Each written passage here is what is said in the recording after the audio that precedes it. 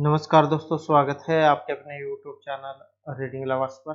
दोस्तों, आज की जो वीडियो में हम करने वाले हैं, आपका जो टीजीटी, पीजीटी, पीआरटी में कोई सा भी एग्जाम हो, चाहे इसमें आपका स्टैट वाला एग्जाम है, एकलव्य मॉडल वाला एग्जाम है या फिर कोई अन्य एग्जाम है, तो यहाँ पर जो हम क्वेश्चन करने वाले हैं आपके, ये सभी एग्जाम के लिए महत्वपूर्ण है, क्योंकि आज की वीडियो में हम यहाँ पर पेडागोजी, हिंदी, इंग्लिश, रीजनिंग और हरियाणा जीके, कंप्यूटर जीके, तो इन सभी से संबंधित जो महत्वपूर्ण क्वेश्चन है उनको आज की वीडियो में हम यहाँ पर करने वाले हैं। तो इस कारण से सभी के सभी क्वेश्चन ये महत्वपूर्ण है, क्योंकि इसी प्रकार के क्वेश्चन आपको एस्टेट के एग्जाम में और एकलव्य मॉडल वाला जो एग्जाम है इसमें आपको देखने को मिलेगा। और अगर आप हमारी इनसे पहले वाली वीडियो को अगर आप देखना चाहते हैं, तो इसे आप हमारे चैनल की प्लेलिस्ट में जाकर देख सकते हैं।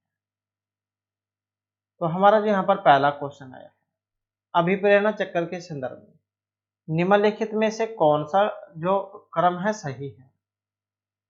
उत्तेजना, प्रबल प्रेरणा, आवश्यकता, उपलब्धि, लक्ष्योन्मुखी व्यवहार, उत्तेजना में कमी।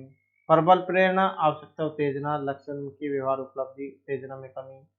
या फिर आवश्यकता, लक्ष्योन्मुखी व्यवहार, प्रबल प्रेरणा, उत्तेजना, उपलब्धि, उत्तेजना में कमी। या आवश्यकता, प्रबल प्रेरणा, उत्तेजना, लक्ष्योन्मुखी व्यवहार, उपलब्धि, उत्तेजना में कमी। तो अभिप्रेरणा चक्र का जो क्रम है, कौन से वाला यहाँ पर क्रम सही है? अब यहाँ पर जो एक क्रम बताया गया है, जो इसमें ऑप्शन में डी ऑप्शन में जो आया है, आवश्यकता, प्रबल प्रेरणा, उत्तेजना, लक्ष्योन्मुखी व्यवहार, उपलब्धि, उत्तेजना में कमी, तो इनको क्या है सही क्रम यहाँ पर माना गया है। तो इसका आंसर ऑप्शन डी हमारा यहाँ पर सही आंसर रहेगा। उसके बाद आ जाता है वेरी वेरी इंपॉर्टेंट क्वेश्चन है अल्बर्ट बंडूरा से। इनका सामाजिक अवलोकन पर आधारित अधिगम सिद्धांत में कौन सी प्रक्रिया होती है? अल्बर्ट बंडूरा जो है, इनका कौन सा सिद्धांत है? सामाजिक अधिगम का सिद्धांत है। तो ये एग्जाम में पूछा जाता है। अब ये कौन सी प्रक्रिया से संबंधित है? स्वचिंतन, प्रतिधारण, पुनरावृत्ति या सार का दोहराना। और इसका जो संबंध है ऑप्शन रहेगा बी से, तो ये प्रतिधारण से संबंधित है। नेक्स्ट आ जाता है अधिगम निर्योग्यता वाले विद्यार्थियों के द्वारा शिक्षार्थियों के द्वारा एक पूर्ण और उत्पादक जीवन जीने के अवसरों को बढ़ाने का सबसे सही तरीका कौन सा है?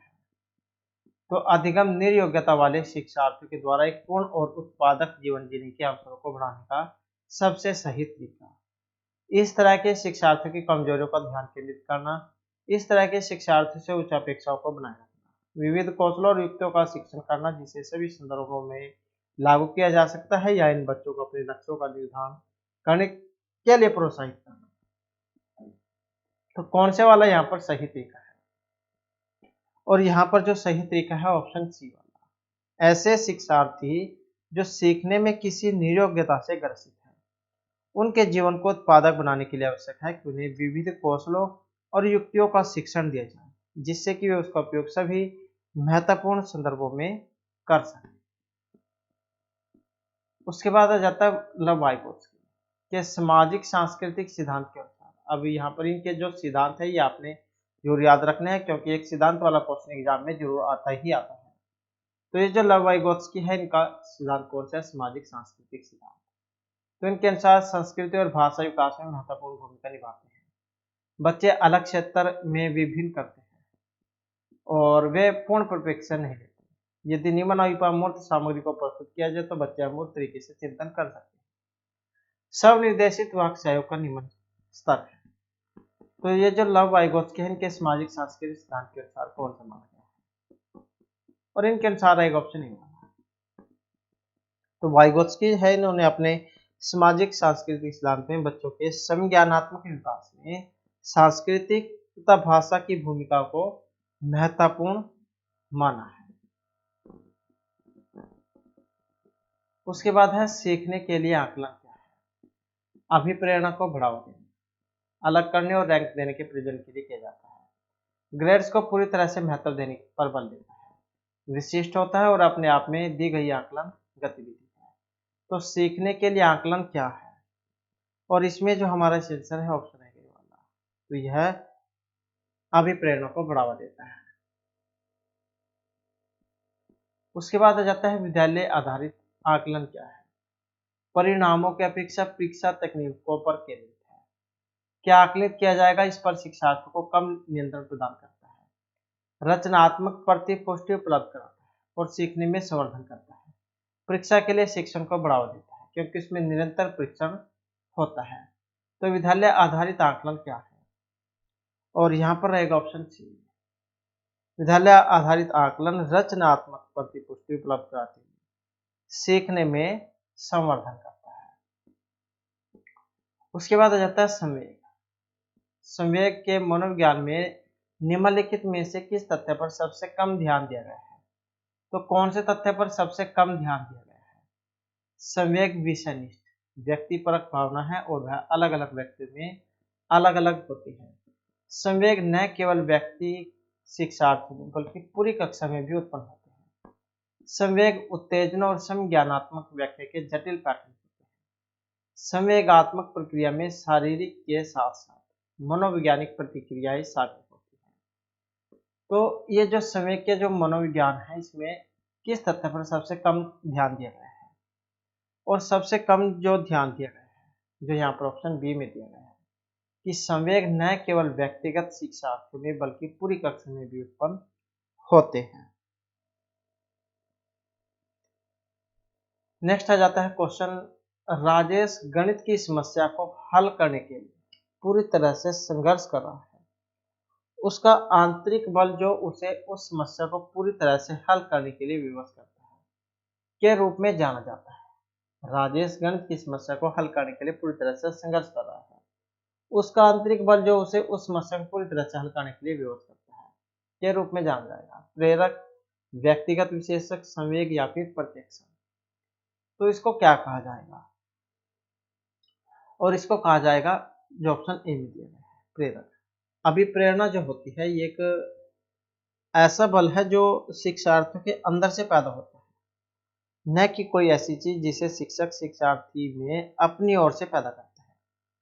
इसलिए राजेश का वह आंतरिक बल प्रेरक कहलाएगा।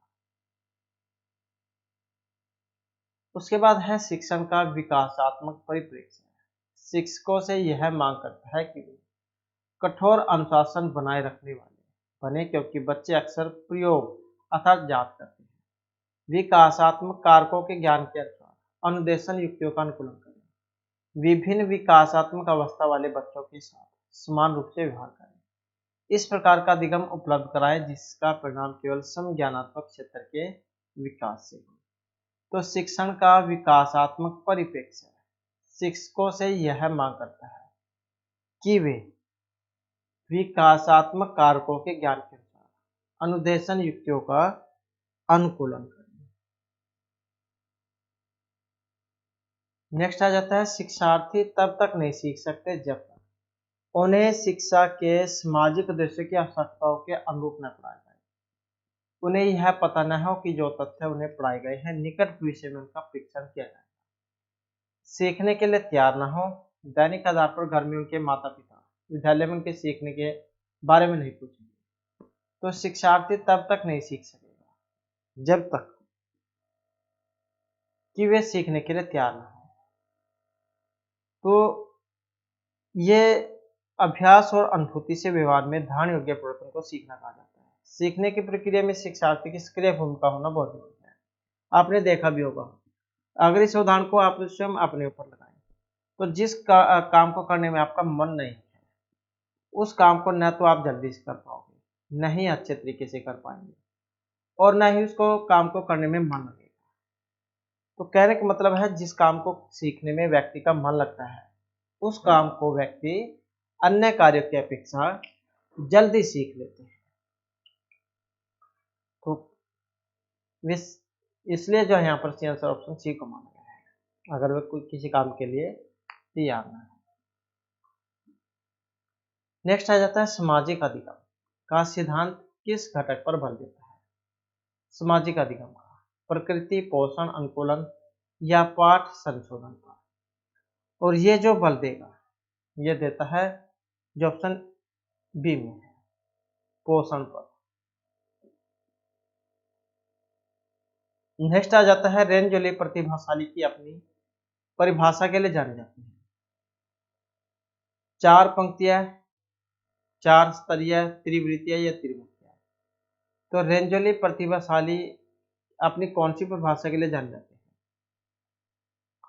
और ये जाने जाते हैं अपने त्रिवृत्तीय परिभाषा के लिए, जो ऑप्शन सी में है। उसके बाद है प्रतिभाशाली शिक्षार्थियों के लिए अभिक्षमता को कौशल के रूप में समझना सही है। प्रगति के निरीक्षण करने की आवश्यकता नहीं है। शिक्षक को अनुकूलन करना चाहिए जैसे शिक्षार्थी में बदलाव आता है। शिक्षक को पहल करनी चाहिए और समस्या समाधान में मुख्य भूमिका निभानी चाहिए। तो प्रतिभाशाली शिक्षार्थियों के लिए कौन सा आंसर सही है, जो ऑप्शन सी में है।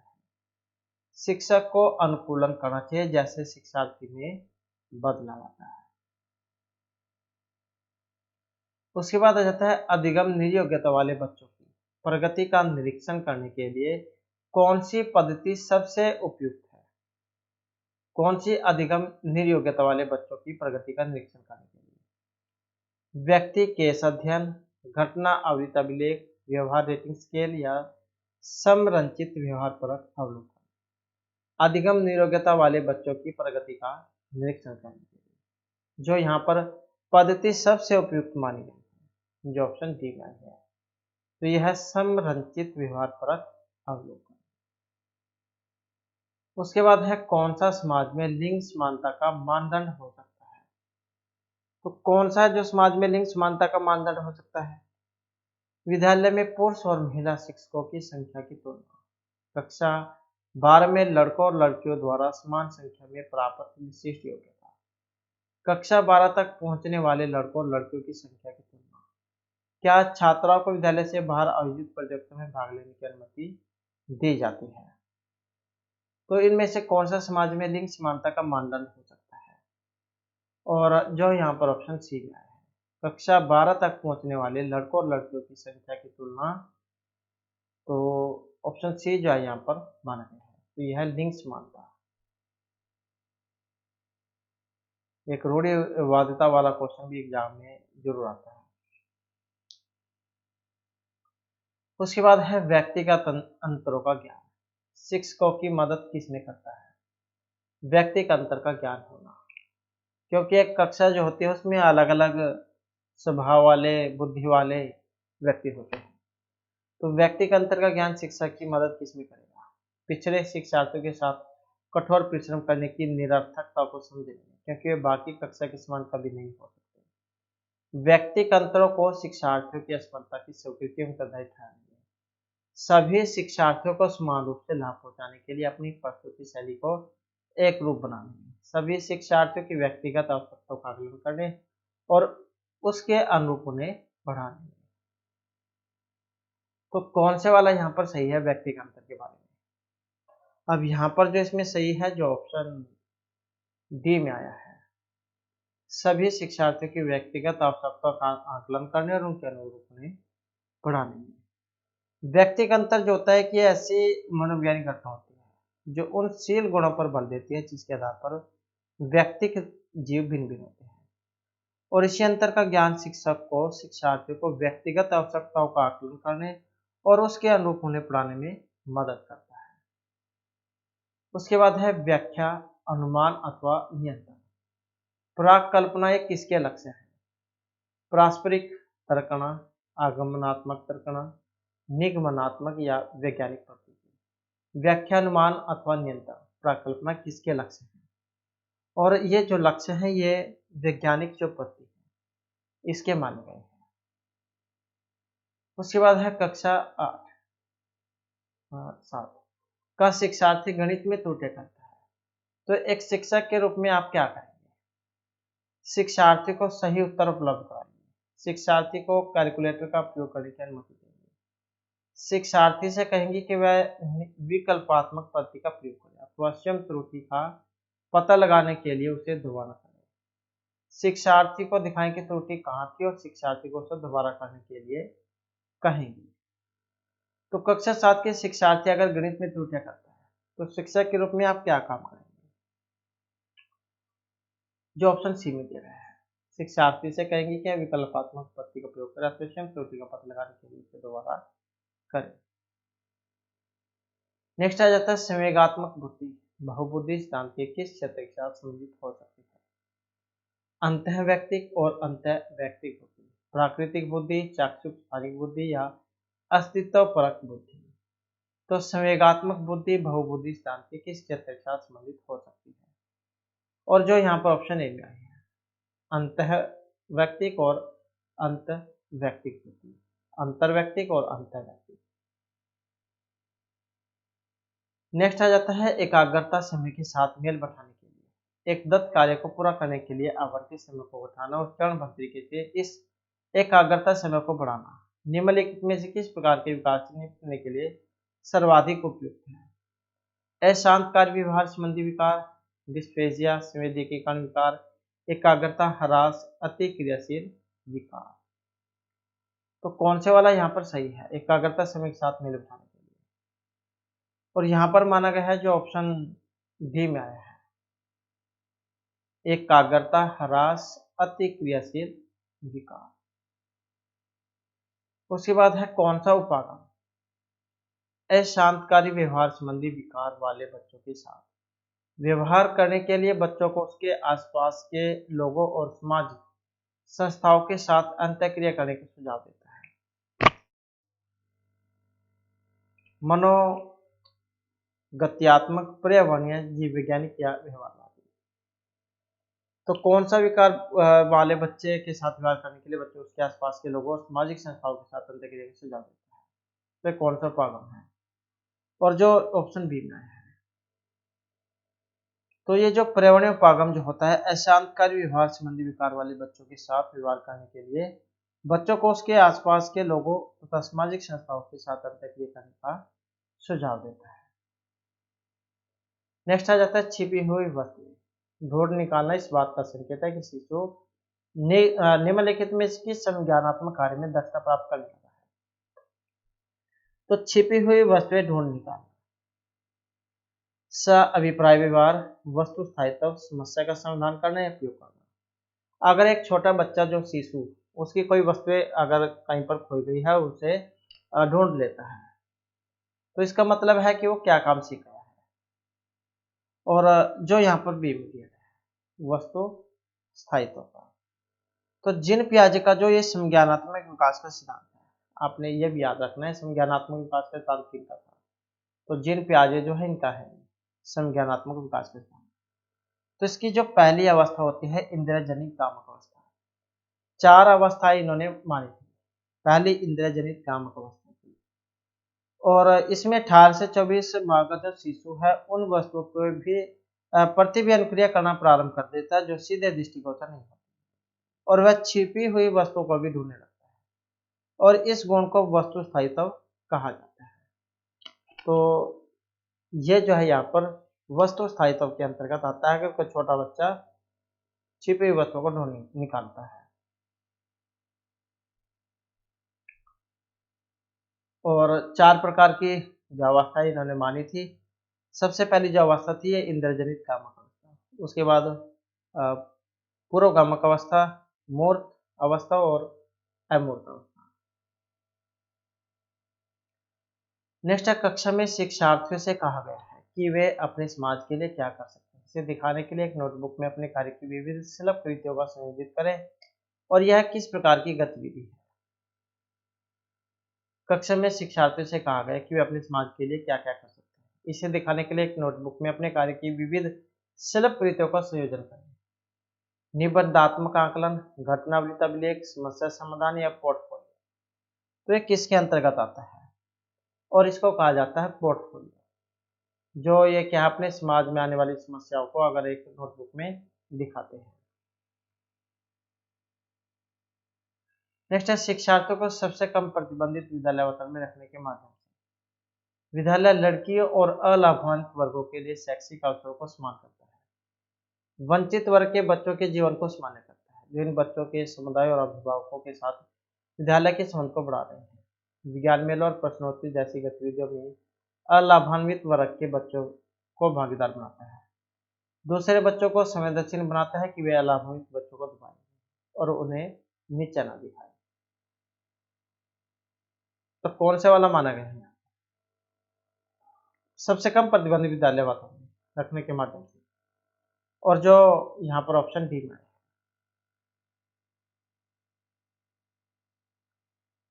कि दूसरे बच्चों को संवेदनशील बनाता है कि वे लाभ बच्चों को दबाए नहीं और उन्हें नीचा न दिखाए। उसके बाद आ जाता है जो प्रगतिशील शिक्षा है।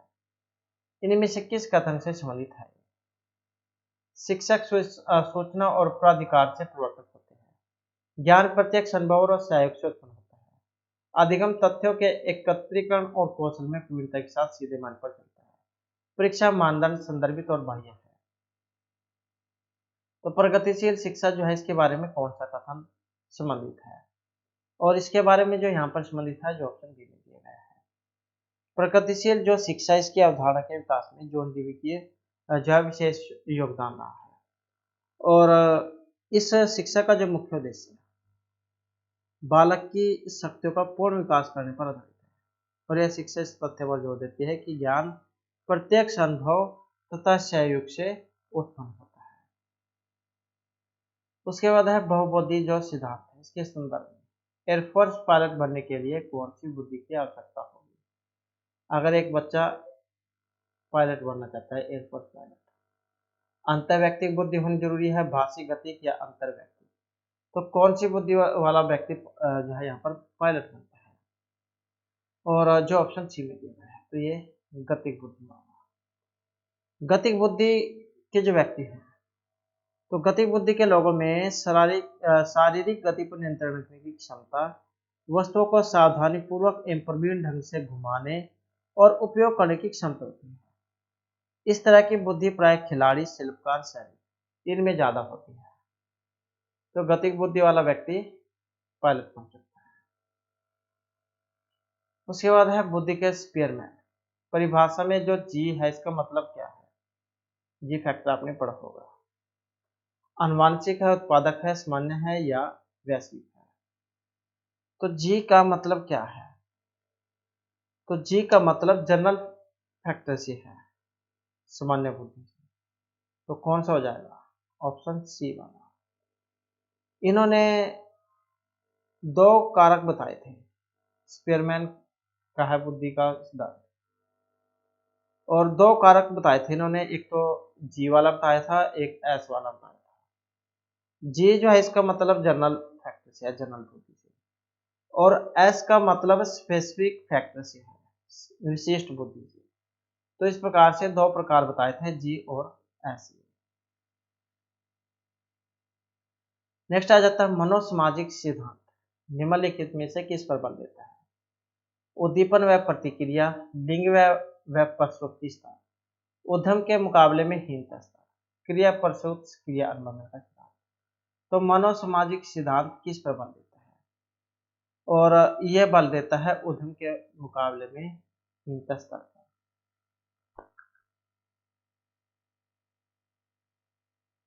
नेक्स्ट आ जाता है यह तथ्य कि बच्चों को सांस्कृतिक रूप से प्रासंगिक ज्ञान की आवश्यकता होती है। किस व्यक्ति से संबंधित है? Charles Darwin, B F Skinner, Urie Bronfenbrenner या लव वाइगोत्स्की? तो बच्चों को सांस्कृतिक रूप से प्रासंगिक ज्ञान की आवश्यकता होती है, किस व्यक्ति से संबंधित है? और इसका जो संबंध है ये लेव वाइगोत्स्की से है। तो इनका विचार था कि बालक जिस आयु में किसी संज्ञानात्मक कौशल को सीखते हैं उन पर इस बात का प्रभाव पड़ता है कि क्या संस्कृति से उन्हें संगत सूचना तथा निर्देश प्राप्त हो रहे हैं या फिर नहीं। तो लेव वाइगोत्स्की जो इनका था। उसके बाद है आप एक शिक्षिका या शिक्षक के रूप में रैगिंग और धमकाने के सख्त विरोधी हैं, और इस संदर्भ में विद्यालय में पोस्टर लगवाते हैं और समिति भी बनवाते हैं। तो आपसे जुड़ने वाले किशोर जो इस विचार के दृढ़ विश्वासी हैं किस स्तर पर होंगे? पारस्परिक, पूर्व पारंपरिक, उत्तर या सामाजिक व्यवस्था बनाए रखने वाले? और इनका जो संबंध है ये उत्तर पारंपरिक से है। तो लॉरेंस कोलबर्ग का जो नैतिक विकास का सिद्धांत है, अब ये सिद्धांत जो होते हैं ये आपने जरूर याद रखना है। तो लॉरेंस कोलबर्ग जो है इनका था नैतिक विकास का सिद्धांत, और इसके अंतिम स्तर उत्तर पारंपरिक स्तर पर बालक के नैतिक आचरण पूर्ण आंतरिक नियंत्रण में होता है। तो इसलिए प्रश्न में दिए गए विचार से जोड़ने वाले जोर उत्तर पारंपरिक स्तर पर होंगे। उसके बाद हमारे जो यहाँ पर हिंदी से संबंधित क्वेश्चन आ जाते हैं, जिसमें हमारा क्वेश्चन रहेगा अवचेतन शब्द में प्रयुक्त उपसर्ग है। उपसर्ग क्या होते हैं? जो शब्द के शुरू में जुड़ते हैं और प्रत्यय लास्ट में जुड़ते हैं। तो उपसर्ग कोई लगा लो, जैसे इसमें उप लगा है शुरू में, तो ये उपसर्ग हो गया। और जैसे देहदान, आन प्रत्यय, तो प्रत्यय क्या वो बाद में लगते हैं। तो यहाँ पर उपसर्ग बताना है किसमें है, अवक, अव, अ या अव का। तो यहाँ पर जो इसमें लगा है, जो ऑप्शन सी में है अब, यही क्या है, उपसर्ग हो गया, अवचेतन। तो कौन सा है इसमें, अव। नेक्स्ट है, कौन सा शब्द प्रत्यय से बना है, देहदान, पीकदान, जीवनदान या फिर ये सब। तो यहाँ पर जो बने हैं, जो ऑप्शन डी में है, अर्थात ये जीवनदान, पीकदान, देहदान। तो दान प्रत्यय जय से बने हैं, जो शब्दांश किसी मूल शब्द के अंत या पीछे जोड़कर नए शब्द का निर्माण करें और पहले शब्द में परिवर्तनीय विशेषता उत्पन्न कर दें, तो उन्हें हम प्रत्यय कहेंगे। नेक्स्ट है, विहंगम दृष्टि का अर्थ क्या होता है, सरसरी दृष्टि, सम्यक दृष्टि, गहरी दृष्टि या पैरी दृष्टि। विहंगम दृष्टि का मतलब क्या है, और विहंगम दृष्टि का मतलब होता है सम्यक दृष्टि से, जो ऑप्शन बी में है। उसके बाद है, कूप मंडूक होना मुहावरे का मतलब, घर में ही रहना, कुएं में रहना, अत्यंत सीमित ज्ञान होना, ये मूर्ख होना। कह देते हैं कि ये तो कुएं का मिंडक है, इसे कुछ नहीं आता जाता। तो कूप, कुएं का मिंडक या कूप मुंडक उसे कह देते हैं जो सीमित ज्ञान वाला है। तो जो ऑप्शन यहाँ पर सी में दिया गया है। उसके बाद है, दिए गए वाक्यांश के लिए एक शब्द का बड़ी मुश्किल से मिलना, भिक्षा प्रयोग कीजिए। तो इसे बताना है। तो बड़ी मुश्किल से भिक्षा मिलना, तो यहाँ पर भिक्षा मिलना ऐसे हो जाएगा, ये पहले बात में। तो बड़ी मुश्किल से भिक्षा मिलना, वाक्यांश के लिए शब्द। और इसमें रहेगा ऑप्शन सी वाला, तो उसको कह देते हैं दुर्भिक्ष, बड़ी मुश्किल से भिक्षा मिलना, दुर्भिक्ष।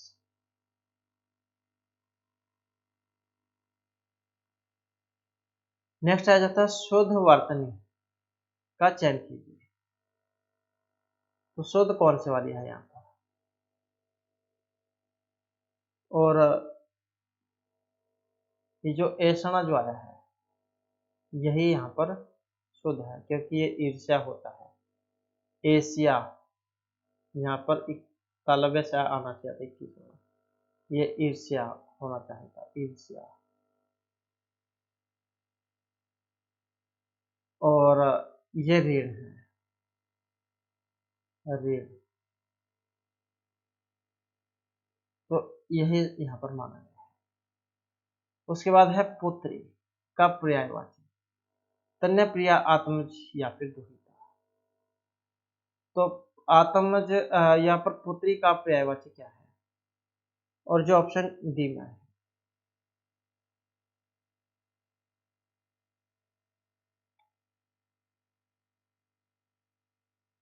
और अन्य पर्यायवाची जो है, जैसे सुता, बेटी, तन्या, नंदिनी, तो ये भी है।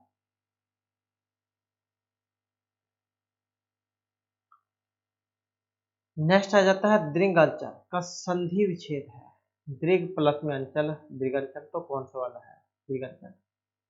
और इसका जो आया है ऑप्शन सी वाला, दृग प्लस में अंचल, दृगंचल। ये जो का है, इसको गा हुआ है, तो दृगंचल जाए बनेगा।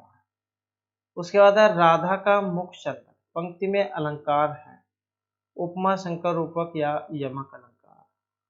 तो यहाँ पर जो अलंकार है, रूपक अलंकार इसमें आया है। राधा का मुख्य चंदन, जिस जगह उपमेय पर उपमान का आरोप किया जाए, तो उस अलंकार को रूपक अलंकार कहा जाता है। उसके बाद है शुद्ध वाक्य पाइए। तुम मेरे मित्र हो, मैं तुम्हें खूब जानता हूँ। तुम मेरे मित्र हो, मैं आपको खूब जानता हूँ। मैं तुम्हें जानता हूँ, तुम मेरे मित्र हो। तो सही वाला देखें तो ऑप्शन ए में आया है, तुम मेरे मित्र हो, कोमा मैं तुम्हें खूब जानता हूँ। तो यही वाला सही। नेक्स्ट आ जाता है सारंग। शब्द का अनेकार्थी, कोयल, काक, चातक या खंजर। सारंग का अनेकार्थी शब्द है और जो ऑप्शन ए में आया है तो ये कोयल से है। चातक का सारन, मेघ जीवन, पपीहा और काक का मतलब कौवा, काग कहते हैं। पिशून करकट से है। तो सारंग जो है यहाँ पर कोयल। उसके बाद है उच्चरित के लिए विलोम शब्द होगा। उच्चरित में विलोम कौन सा है? और ऑप्शन जो ए में है उच्चरित, अनुच्चरित।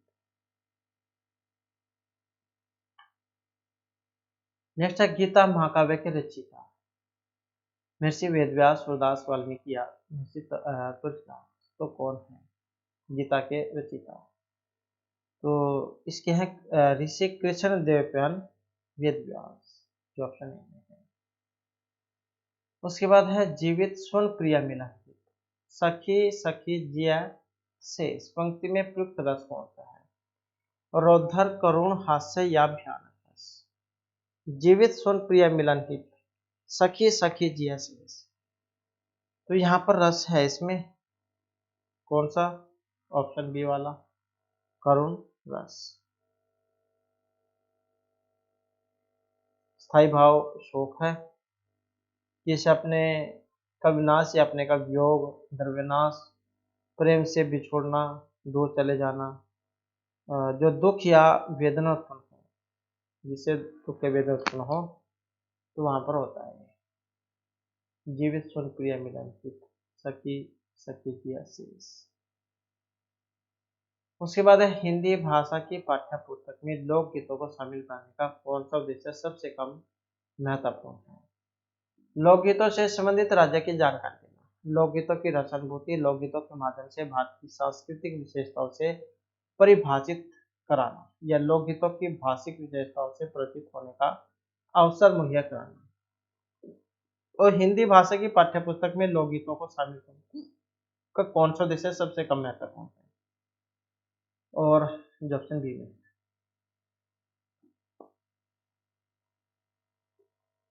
उसके बाद जो हमारे यहाँ पर इंग्लिश से संबंधित महत्वपूर्ण क्वेश्चन आ जाते हैं।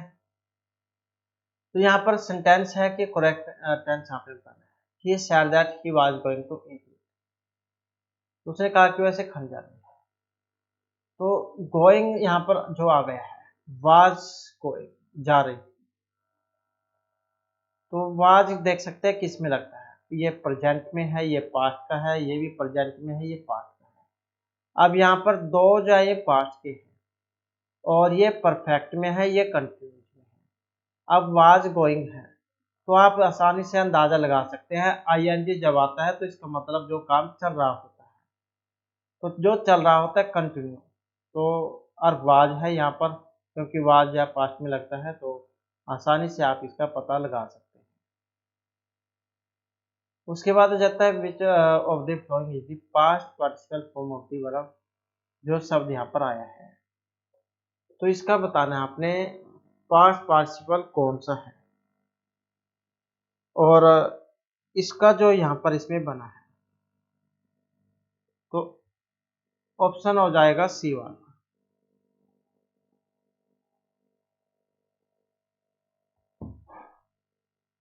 तो सी वाला जो इसका हो जाएगा। उसके बाद जो नेक्स्ट आ जाता है यहाँ पर क्या है, एक मिस स्पेल्ड है, कैरियर, क्रेडिटर, सेंटर, कैरियर। तो यह जो कैरियर है इसका मतलब पेशे से है। क्रिएटर एक निर्माता को कह देते हैं और सेंटर मतलब केंद्र हो गया और ये कैरियर मतलब ले जाने वाला होता है। तो यहाँ पर स्पेलिंग है मिस स्पेल्ड। और यहाँ पर जो इसमें मिसस्पेल्ड है ऑप्शन सी वाला, तो यही गलत है यहाँ पर। CENTRE ये होना चाहिए था, CENTRE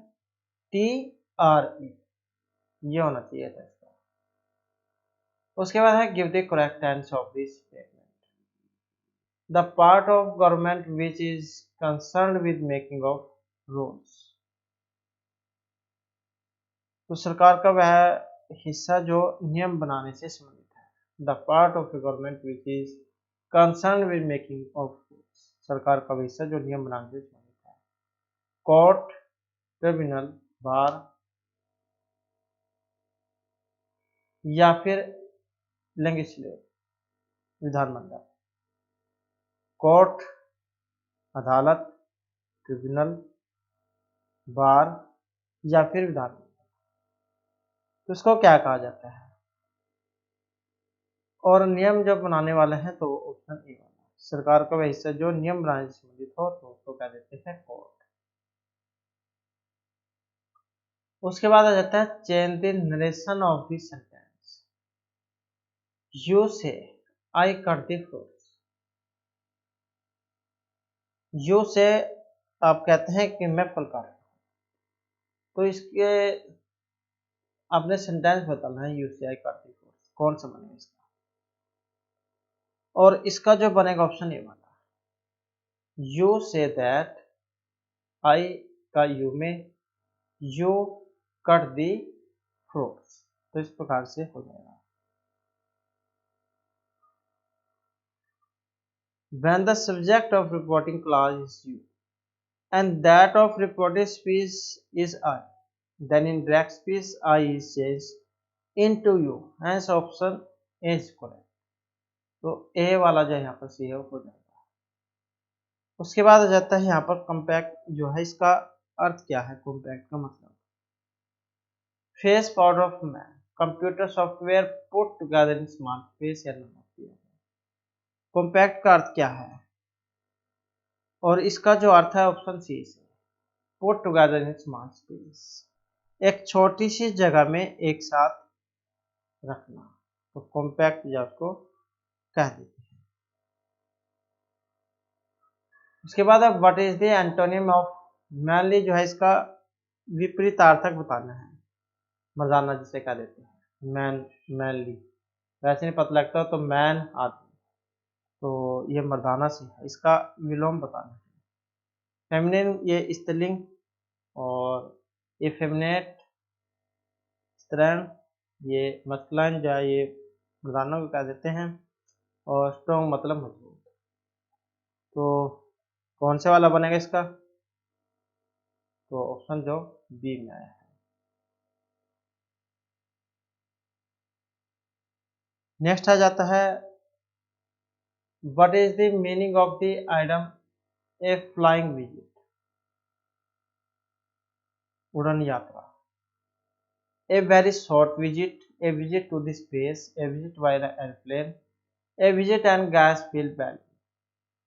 तो ए फ्लाइंग विजिट एक शॉर्ट यात्रा क्या होती है? एक उड़ान यात्रा। और इसका जो संबंध है ऑप्शन आएगा ए से, ए वेरी शॉर्ट विजिट, एक बहुत छोटी यात्रा। उसके बाद in the following sentence identify the अगला class. He asked question for which there were no answer. उन्होंने ऐसे सवाल पूछे जिनका कोई जवाब नहीं था। He asked question for which there were no answer. ये एडजेक्टिव रिलेटिव क्लॉज है, एडवर्ब क्लॉज है, प्रिंसिपल क्लॉज है या नाउन क्लॉज है?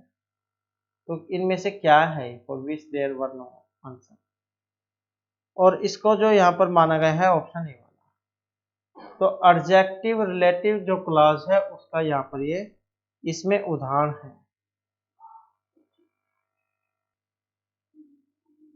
तो इसके बाद जो हमारे यहाँ पर क्वेश्चन आ जाता है विच सेंटेंस इज करेक्ट। तो यहाँ पर जो इसमें सही है वो आपने बताना है कि सही कौन से वाला है।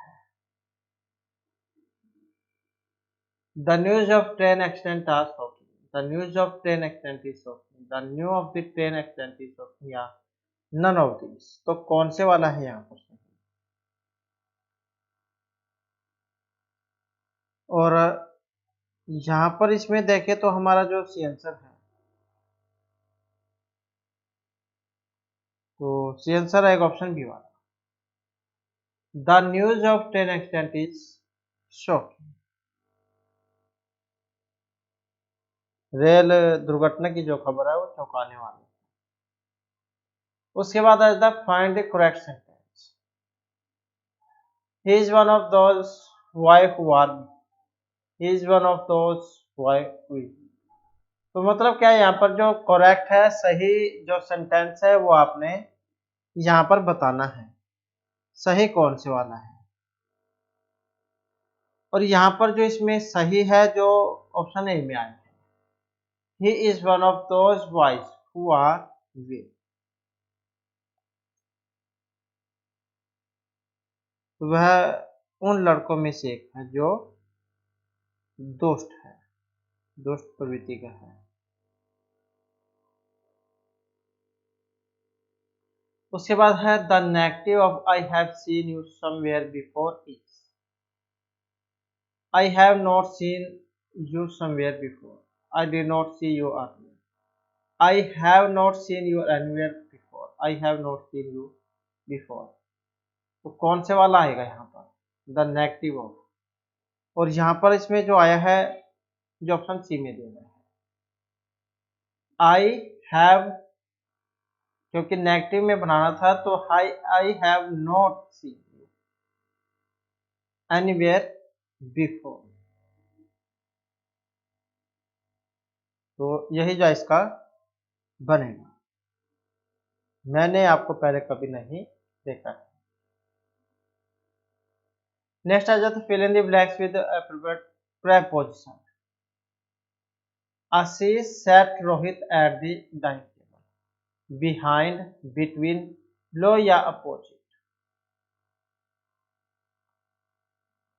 तो आशीष खाने की मेज पर रोहित बैठे थे, तो यहाँ पर बिहाइंड मतलब पीछे, बिटवीन होता है दोनों के बीच में, या बिटवीन का मतलब दो वस्तुएं जो होते हैं उनके बीच से लिया जाता है। बिलो का मतलब नीचे से है और अपोजिट का मतलब विपरीतार्थक बिलोंग उल्टा से है। तो आशीष सेट, तो इसमें देखें तो कौन से वाला बनेगा इसका, जो ऑप्शन डी में है, Ashish sat opposite Rohit at the dining table. तो यहाँ पर जो आशीष है वो रोहित के मतलब जो विपरीत जो दिशा है, विपरीत जो टेबल है उस पर डाइनिंग टेबल पर बैठा था। तो यही जा यहाँ पर आ जाएगा, इसके विपरीत दिशा में। तो यहाँ पर आ जाता है एडवर्ब। तो क्रिया विशेषण आपने बताना है, my hat, on, of, away या ओवर। तो कौन सा आएगा इसका, मेरी टोपी उड़ गई। ऑन का मतलब पर, ऑफ ये बंद करने में आता है, अवे का मतलब दूर से है और ओवर का मतलब खत्म होने से है। तो अब यहाँ पर देखें तो कौन से वाला आएगा, तो इसका जो अर्थ है यहाँ पर माई हैट बिलो, मेरी जो टोपी है वो उतर गई। तो ऑप्शन बी से जो है यहाँ पर लिया गया है ऑफ से। नेक्स्ट है यहाँ पर correct modal to fill in the blanks. You live happily long, will, shall, may या फिर कैन। तो कौन से वाला जो है यहाँ पर इसमें आएगा, आप सुखी एवं दीर्घायु हैं। तो यहाँ पर सेंटेंस को अगर हम देखें तो ऑप्शन सी जो है, मे यू लिव लॉन्ग, तो यही जो इसका बनता है। जैसे मे आई कम इन सर, इस प्रकार क्या देते हैं, तो may you live long happily.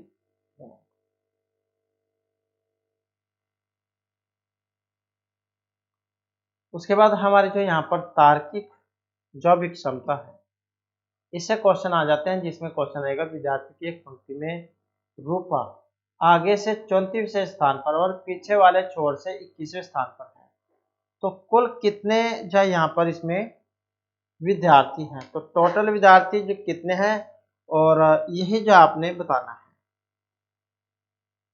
तो आसानी से आप इसको हल कर सकते हैं। तो एक पंक्ति में रूपा आगे से 34वें नंबर पर है, तो कौन सा नंबर है? 34वां। और पीछे वाले छोर से कौन से नंबर पे है? तो पीछे से है 21वें नंबर पर।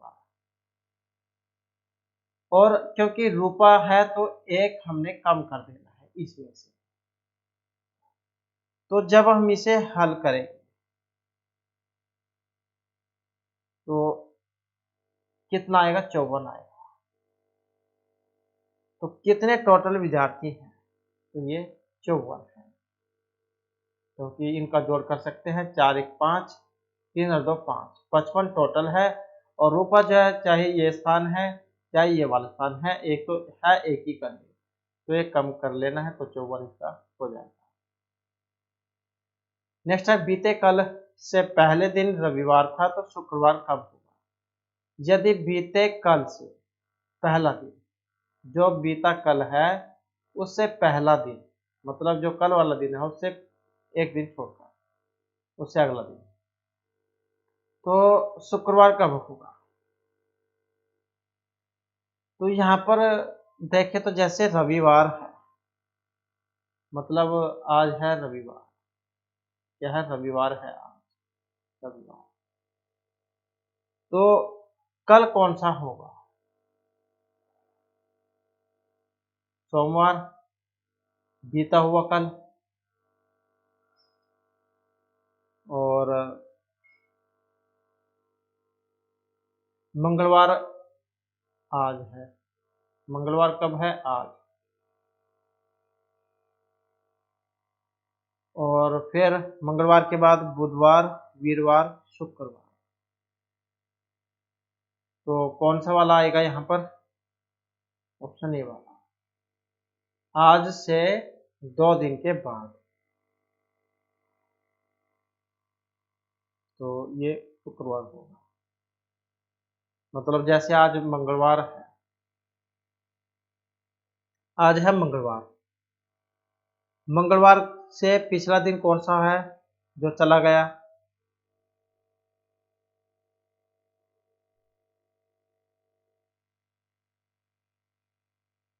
तो बीते कल से पहले दिन अगर रविवार है, शुक्रवार कब होगा? तो उसमें से घटा सकते हैं आप, तो जो है शुक्रवार आ जाएगा।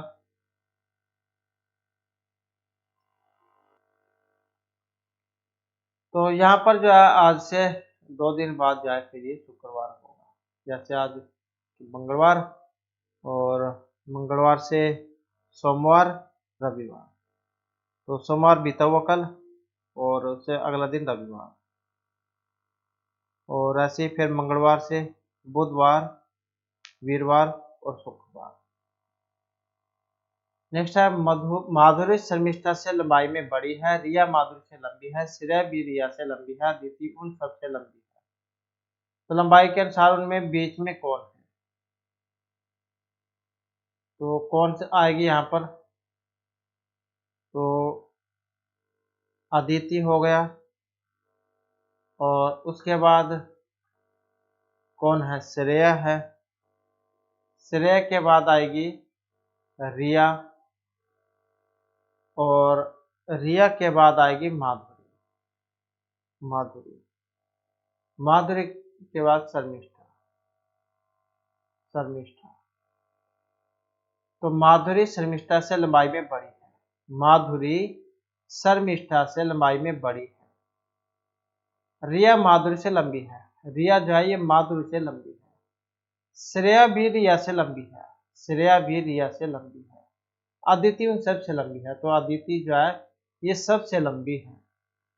तो लंबाई के अनुसार उनके बीच में कौन से है, मतलब जो बीच वाला बताना है आपसे, दो इधर से दो इधर से, तो बीच में कौन है? यहाँ पर बीच में है रिया, तो यही से आंसर हो जाएगा बी वाला।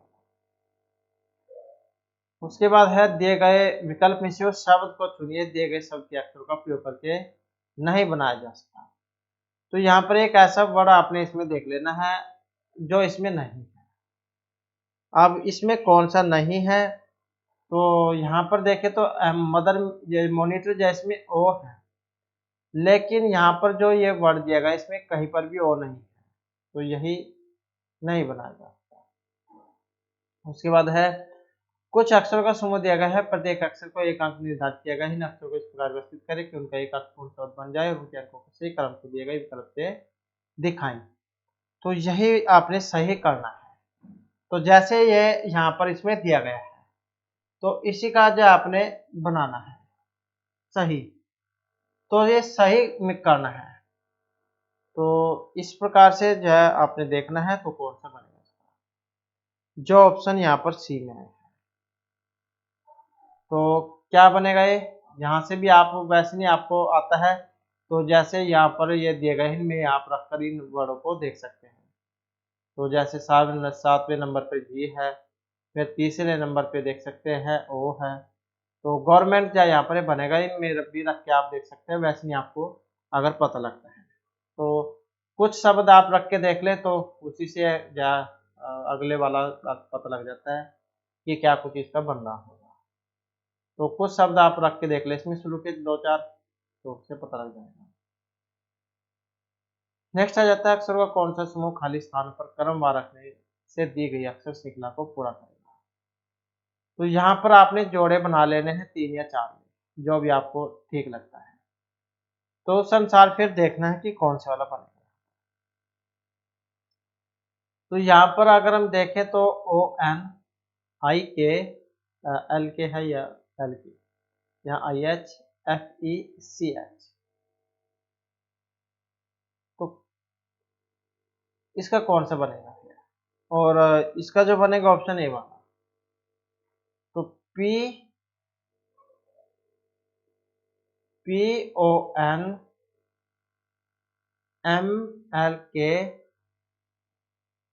और यहाँ जाएगा जे आई एच, यहाँ पर जी एफ ई, और यहाँ जाएगा डी सी एच ए। तो इस प्रकार का कुछ क्रम है जो यहाँ पर चल रहा है। यहाँ पर अगर हम देखें तो ए बी सी और D, E F G H I J K L M N O P, तो यहाँ पर जाइए तो कुछ मिस्टेक होगी।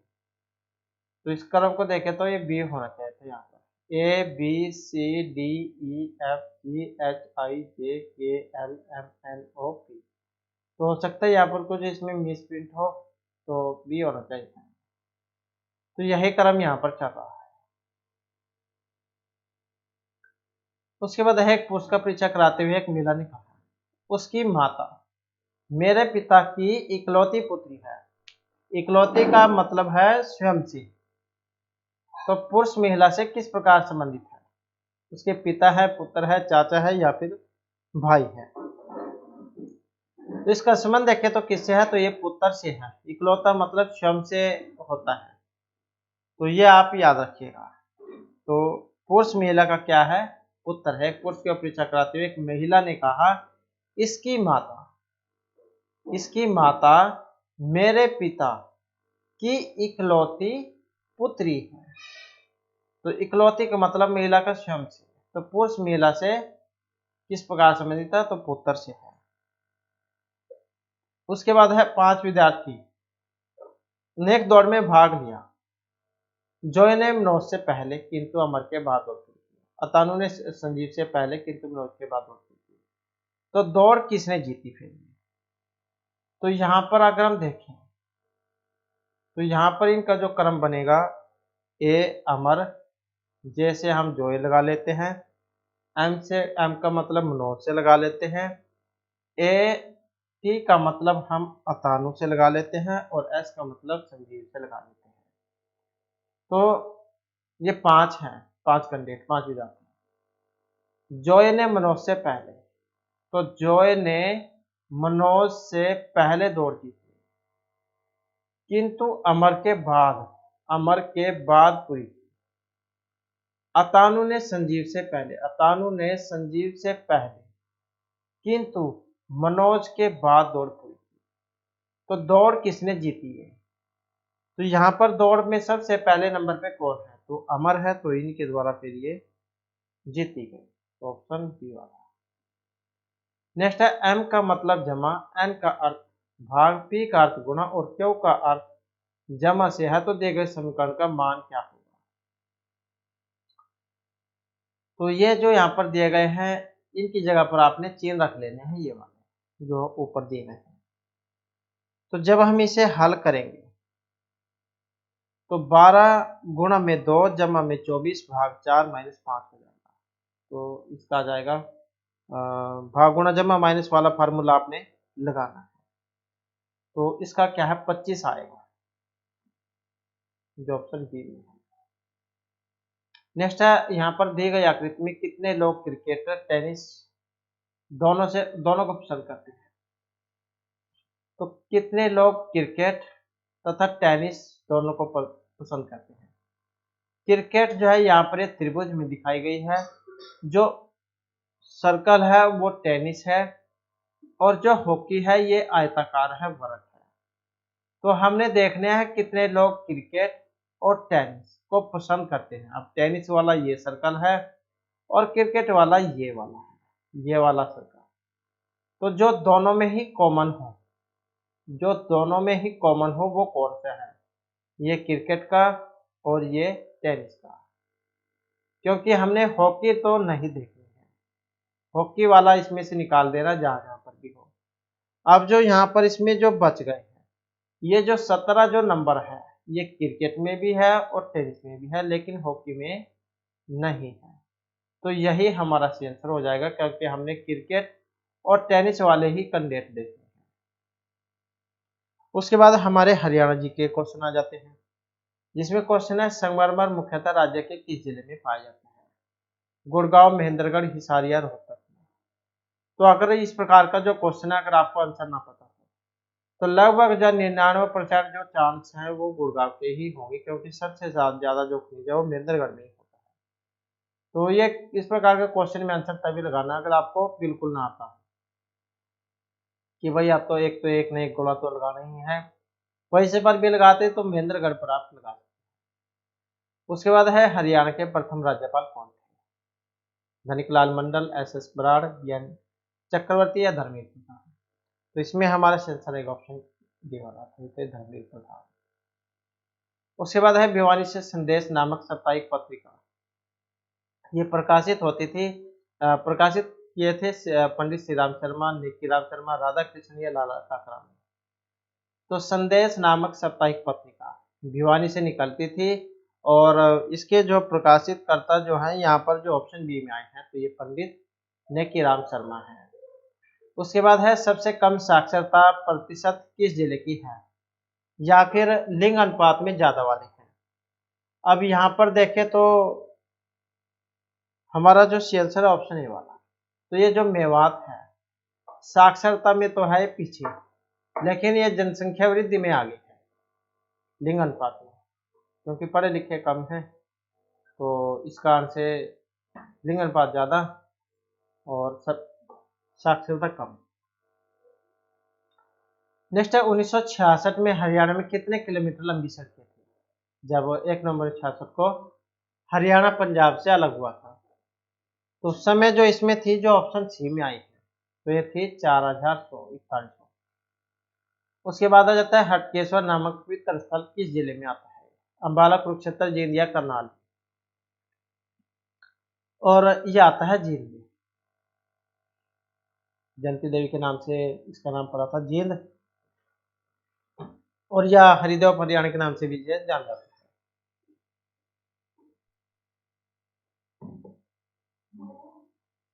नेक्स्ट आ जाता है डॉक्टर सीवी रमन को किस विषय में नोबेल पुरस्कार मिला था?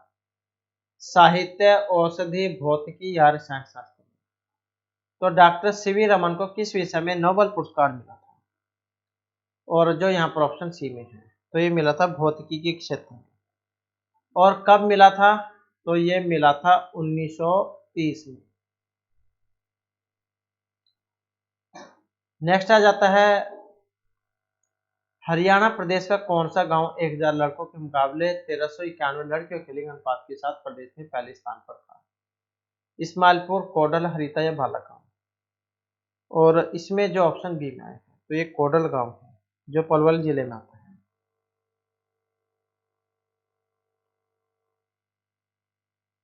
नेक्स्ट आ जाता है किस ओलंपिक निशानेबाज ने यूथ ओलंपिक गेम 2018 में वुमेन कैटेगरी के 10 मीटर एयर पिस्टल इवेंट में गोल्ड मेडल जीता था?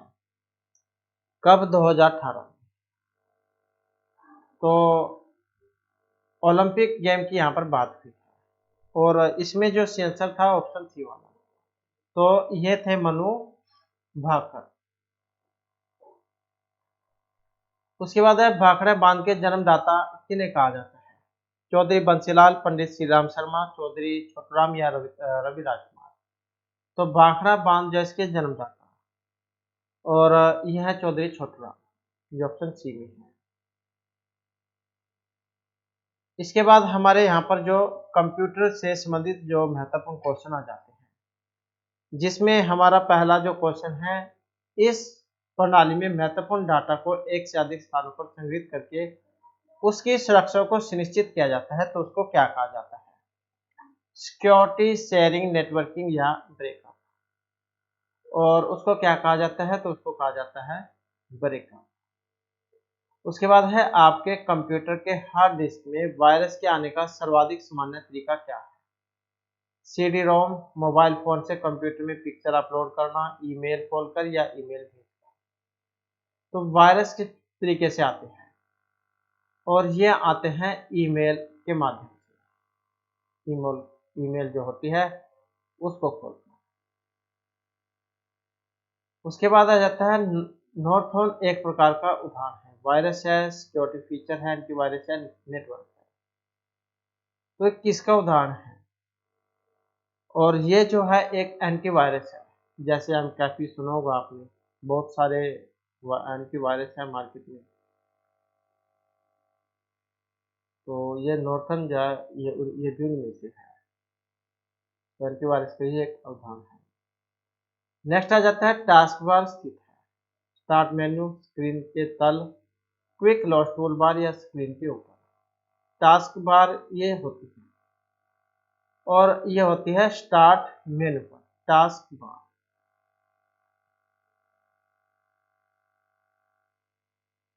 नेक्स्ट है इनमें से किस कंट्रोल बटन का प्रयोग विंडो को उसके पूर्व आकार में लाने में किया जाता है? तो बटन का प्रयोग विंडो को उसके पूर्व आकार में लाने में किया जाता है, न्यूनतम, अधिकतम, बंद या रिस्टोर। और इसमें देखें तो ऑप्शन रहेगा 3 वाला, तो ये रिस्टोर में है। उसके बाद एक यूनिट के रूप में सेव किया गया सूचना का संग्रह है, फोल्डर, पाथ, फाइल या फाइल एक्सटेंशन है। और इसमें जो माना गया है ऑप्शन 1 को, तो ये होता है फोल्डर। नेक्स्ट है सामान्यतः रिसाइकल बिन तक में रखे आइकन के जरिए जाते हैं, desktop, hard disk, shortcut menu या प्रॉपर्टी डायलॉग को। तो रिसाइकल बिन तक ये किस में रखे आइकन के जरिए जाते हैं? जो ऑप्शन 1 में है, तो ये डेस्कटॉप के माध्यम से। तो कुछ वस्तुएं जिन्हें आप डिलीट कर देते हैं तो रिसाइकल बिन जो होती है उसमें चल जाती है, और अगर आपसे कोई गलती से भी डिलीट हो जाती है तो उसे आप दोबारा से वहां से रिस्टोर उसे कर सकते हैं। तो ये फायदा होता है रिसाइकल बिन का। नेक्स्ट है डिस्क की मुख्य डायरेक्टरी को डैश डायरेक्टरी भी कहते हैं। तो मुख्य डायरेक्टरी को रूट, सब नेटवर्क, फोल्डर या कोई से भी नहीं, तो क्या कहते हैं? और यहाँ पर हमारा सेंसर एक ऑप्शन निकाला, तो उसे कहते हैं रूट। नेक्स्ट है डॉक्यूमेंट में टाइप किए गए टेक्स्ट को हटाने के लिए किसका प्रयोग किया जाता है? डिलीट, एक्सेप्ट, ESP का बटन आपने देखा होगा कीबोर्ड के ऊपर, बिल्कुल लेफ्ट साइड में कॉर्नर पर होता है ESC लिखा हुआ, इरेजर या डिलीट ऑल का। तो डॉक्यूमेंट में टाइप किए गए टेक्स्ट को हटाने के लिए किसका प्रयोग किया जाता है? और इसमें जो ऑप्शन 1 वाला है, तो डिलीट जो की है उसका। उसके बाद है आवधिक रूप से फाइल रिकॉर्ड जोड़ना, बदलना या मिटाना क्या कहलाता है? अपडेटिंग, अपग्रेडिंग, रिन्यू या रिस्ट्रक्टिंग। तो आवधिक रूप से फाइल रिकॉर्ड जोड़ना, बदलना या मिटाना, तो उसको अपडेटिंग कह देते हैं, जो ऑप्शन 1 में है। उसके बाद है इनमें से किस स्क्रॉल बार का प्रयोग विंडो में नीचे की ओर छिपी हुई सामग्री को देखने में किया जाता है? क्षैतिज, ऊर्ध्वाधर, दोनों या कोई सा भी नहीं। तो किस स्क्रॉल बार का प्रयोग विंडो में नीचे की ओर छिपी हुई सामग्री को देखने में किया जाता है? और जो ऑप्शन 2 में है, तो ये ऊर्ध्वाधर है। नेक्स्ट है स्क्रीन पर किसी आइटम को माउस के प्रयोग से मूव करने के वर्णन के लिए पर क्लिक, डबल क्लिक, पॉइंट या ड्रैग एंड ड्रॉप कहा जाता है। तो स्क्रीन पर किसी आइटम को माउस के प्रयोग से मूव करने के लिए उसे कहा जाता है ड्रैग एंड ड्रॉप, जो ऑप्शन 3 में है। नेक्स्ट आ जाता है इनमें से किसके उपयोग के द्वारा लिखे गए टेक्स्ट को हम और भी आकर्षक बना सकते हैं? Style, formatting tool bar, standard tool bar या ड्राइव टूल बार के द्वारा। तो किसी भी टेक्स्ट को हम आकर्षक बना सकते हैं, तो यह है फॉर्मेटिंग जो टूल बार होती है उसके माध्यम से। नेक्स्ट इनमें से एक छोटी इमेज जो किसी प्रोग्राम, इंस्ट्रक्शन फाइल या किसी अन्य ऑब्जेक्ट को प्रदर्शित करती है, कीवर्ड, इंटरफेस, आइकॉन या मेन्यू, तो क्या कहा जाता है? छोटी इमेज, और उसको कहा जाता है आइकॉन। नेक्स्ट है ग्राफिक यूजर इंटरफेस, जीयूआई, का प्रारंभ किया गया था? माइक्रोसॉफ्ट, एप्पल, जेरोक्स कंप्यूटर या किसी ने भी नहीं। तो ग्राफिक यूजर इंटरफेस का प्रारंभ, और जो ऑप्शन 3 में है, तो ये किया गया था जेरोक्स कॉर्पोरेशन के द्वारा। उसके बाद है कोई भी निर्दिष्ट काम करने के लिए किसी दूसरी कुंजी के कॉम्बिनेशन में किस कुंजी का प्रयोग किया जाता है? फंक्शन, एरो, कंट्रोल या स्पेस बार। तो कोई भी निर्दिष्ट काम करने के लिए किसी दूसरी कुंजी के कॉम्बिनेशन में किस कुंजी का प्रयोग किया जाता है? और इसमें होता है कंट्रोल का। नेक्स्ट है डॉक्यूमेंट के दाएं ऊपरी कोने पर स्थित 3 बटन को क्या कहते हैं? स्पेशल, हेल्प या डिवाइड बटन। तो डॉक्यूमेंट के दाएं ऊपरी कोने पर स्थित 3 बटनों को क्या कहते हैं? तो उनको कहा जाता है कैप्शन बटन। नेक्स्ट है कंप्यूटर प्रोग्राम में एरर को क्या कहते हैं? वायरस, क्रैश, बग या पावर फेलियर। तो कंप्यूटर प्रोग्राम में अगर कोई एरर आ जाता है तो उसको एक बग कहा जाता है। नेक्स्ट आ जाता है टेक्स्ट के ऊपर माउस एरो को ड्रैग करते हैं शेडिंग द्वारा टेक्स्ट सिलेक्ट करने को क्या कहते हैं? Clip art, highlight, record, page या कोई सा भी। तो उसको क्या कहा जाता है? और उसको कहा जाता है हाईलाइट करना। जैसे कोई शब्द है, आप उसके ऊपर माउस रखकर जब खींचते हैं तो उसको क्या देते हैं? हाईलाइट। नेक्स्ट है कोई आइकॉन इनमें से किसको व्यक्त करता है? फाइल, प्रोग्राम, फोल्डर या इन सभी को। तो कोई आइकॉन किसको व्यक्त करता है? और इन सभी को, जिसमें फाइल, फोल्डर और प्रोग्राम आ जाते हैं। उसके बाद है डेस्कटॉप पर एक आइकॉन होता है जो जिससे प्रयोगता किसी प्रोग्राम या फाइल की तत्काल एक्सेस प्राप्त कर लेता है। कर्नल, बफर, स्पूलर या शॉर्टकट, और उसको कहा जाता है शॉर्टकट। जो डेस्कटॉप होता है उस पर जो आइकॉन बने होते हैं, जो आप जिनके आइकॉन बना के रखते हैं एप्लीकेशन के, और जिसके ऊपर आप क्लिक करते हैं और वो एप्लीकेशन ओपन हो जाती है, तो वो होता है शॉर्टकट के काम, तो शॉर्टकट कह देते हैं। नेक्स्ट है बूटिंग क्या है? ऑफिस के लिए तैयार होना, कपड़े पहनना, कंप्यूटर को बंद करना, कंप्यूटर को चालू किए जाने पर प्रोग्राम को द्वितीय मेमोरी से प्राथमिक मेमोरी में डालना। तो बूटिंग क्या है? और ये कह देते हैं जो ऑप्शन 4 में दी गई है, कंप्यूटर चालू किए जाने पर प्रोग्राम को द्वितीय मेमोरी से प्राथमिक मेमोरी में डालना। नेक्स्ट है जब कंप्यूटर प्रयोगता किसी डॉक्यूमेंट को डैश करते हैं तो इसकी अपीयरेंस को बदल देते हैं, तो इसे एडिट, क्रिएट, फॉर्मेट या सेव करना कहते हैं। जब कंप्यूटर प्रयोगता किसी डॉक्यूमेंट को क्या करते हैं? फॉर्मेट करते हैं, तो वो इसकी अपीयरेंस को बदल देते हैं। नेक्स्ट आ जाता है एक ऐसा फोल्डर जहां डिलीट फाइलों को रखा जाता है, इंटरनेट एक्सप्लोरर, क्लिपबोर्ड, वर्ड या रिसाइकल बिन। तो जैसे यहाँ पर ये फाइल है, इसको आप डिलीट कर देते हैं, तब ये कहाँ पर जाएगी, ये चल जाएगी रिसाइकल बिन में, और जहाँ से आप दोबारा इसे रिकॉल भी कर सकते हैं, तो ये रिसाइकल बिन में चल जाती है। तो इस प्रकार से जो हमारी आज की क्लास बड़ी महत्वपूर्ण क्वेश्चन थी, और नेक्स्ट वीडियो की इसमें आपके लिए नए जो महत्वपूर्ण क्वेश्चन वो लेकर आएंगे। और हमारे साथ अंत बनाने के लिए